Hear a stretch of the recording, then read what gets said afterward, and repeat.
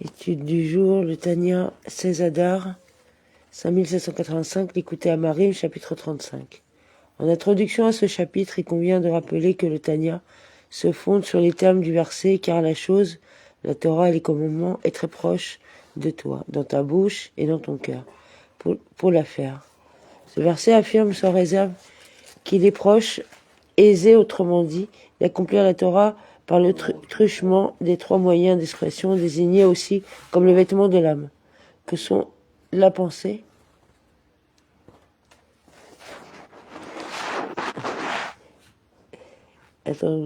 ton cœur, la parole, ta bouche et l'action pour la faire.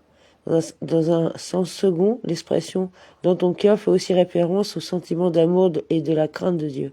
Ils sont eux aussi très proches de toi, c'est-à-dire à la portée de chacun.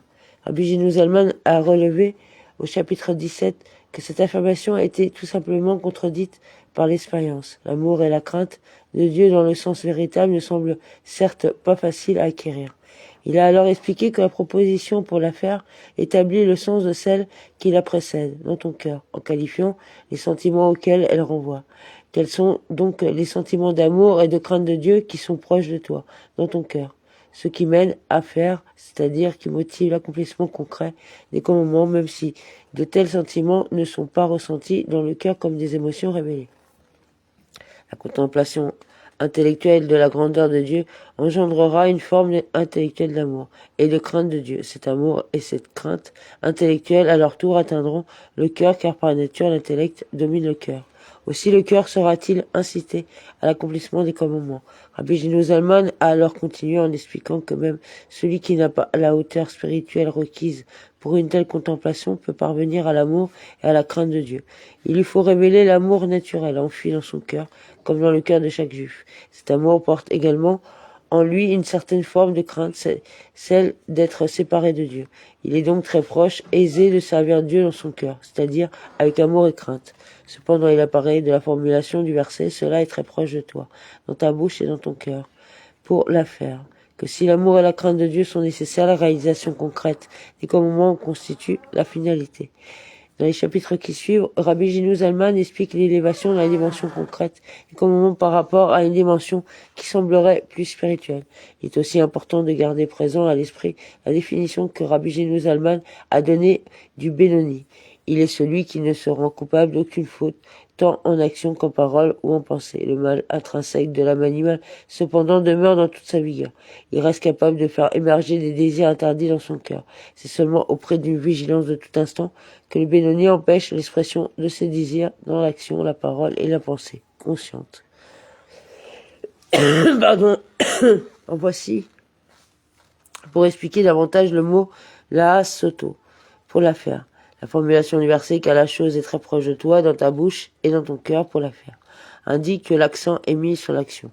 Et aussi pour comprendre en tant soit peu la finalité de la création des bénonymes, les bénonymes ont été créés de telle sorte qu'ils resteront assignés à ce statut, la possibilité de dépasser ne relevant pas vraiment du libre arbitre de tout un chacun, et la finalité de la descente de leur âme en ce monde où il leur faut se revêtir de l'âme animale, âme qui procède de la clipa et de la citrahara aux antipodes de la main divine, dès lors qu'ils ne pourront la chasser toute leur vie durant, ni même la repousser de sa place dans le côté gauche du cœur, de sorte qu'aucune de ces mauvaises pensées ne monte vers le cerveau. Même pareille chose n'est pas à leur portée. Car l'être est l'essence de l'âme animale qui procède de la clipa, et toute sa vigueur et toute sa force chez eux. Comme à la naissance, la lutte menée contre elle n'exerce aucun effet sur sa nature essentielle. C'est seulement que ces vêtements, c'est-à-dire les mauvaises pensées, paroles et actions de l'âme animale, ne se revêtent pas de leur corps, comme expliqué plus haut, au chapitre 12. Rabbi Gino Zalman y a expliqué que le Benoni ne permet pas l'expression de cette âme animale en pensée, parole et action. Cependant, puisque le Benoni s'y parvient à mettre en échec ses moyens d'expression, ne peut jamais, en dépit des efforts engagés, opérer un quelconque changement dans la nature essentielle de son âme animale. On peut légitimement s'interroger. S'il en est ainsi, pourquoi donc Leurs âmes sont-elles descendues dans ce monde pour peiner en vain? À Dieu ne plaise, en combattant toute leur vie durant contre le mauvais penchant, sans pouvoir avoir raison de lui. De fait, on a déjà expliqué que cette lutte permanente menée par le Benoni pour empêcher l'expression de son mauvais penchant en pensée, parole et action suscite un immense plaisir en haut. Peut-on Peut-on donc affirmer que dans cette bataille est vaine? Mais la question est la suivante. Si l'unique finalité de ce combat était le plaisir qu'en retirerait Dieu, pourquoi l'âme divine devrait-elle se revêtir à l'intérieur de l'âme animale? Ces deux âmes ne pourraient-elles pas demeurer deux forces opposées et indépendantes, bien distinctes l'une de l'autre, la victoire étant pour l'âme divine l'occasion d'agir seule, sans le biais de sa rivale. Cependant, dès lors qu'elle se trouve ainsi enchevêtrée, l'âme animale semble être la principale intéressée. C'est-à-dire qu'au-delà du plaisir divin suscité par la retenue de l'âme animale, un véritable changement est à attendre dans la nature de celle-ci. Et de ce point de vue-là, le combat du Benoni paraît en tout état de cause vain, sans effort, étant d'avance voué à l'échec. Que l'explication qui va suivre soit leur consolation, pour les consoler doublement et pour réjouir leur cœur en Dieu qui réside avec eux dans leur Torah et leur service divin. C'est-à-dire que la consolation et la joie devront être pour eux trouvées dans la lumière divine qui les habite au moment de l'étude et du service de Dieu. Il faut pouvoir cela tout d'abord éclaircir ce que dit le Yenuka dans le Zohar, section Balak, sur le verset « Le sage, ses yeux sont dans sa tête ». Le Zohar interroge, où donc sont les yeux de l'homme, etc., pour que le sage soit ainsi dépeint. Mais voici donc ce que le verset signifie certainement. On a appris, un homme ne marchera pas qu'à coudées la tête découverte. Quelle en est la raison? Car la Shérina, la présence divine, repose sur sa tête.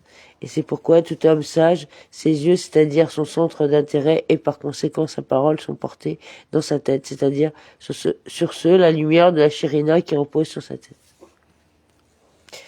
Et dès lors que ses yeux, c'est-à-dire toute son attention et son intérêt sont portés là-bas, qu'il sache que cette flamme qui brûle sur sa tête, c'est-à-dire qui illumine son âme, a besoin d'huile. Car le corps d'un homme est la mèche, et la flamme brûle au-dessus. Et le roi...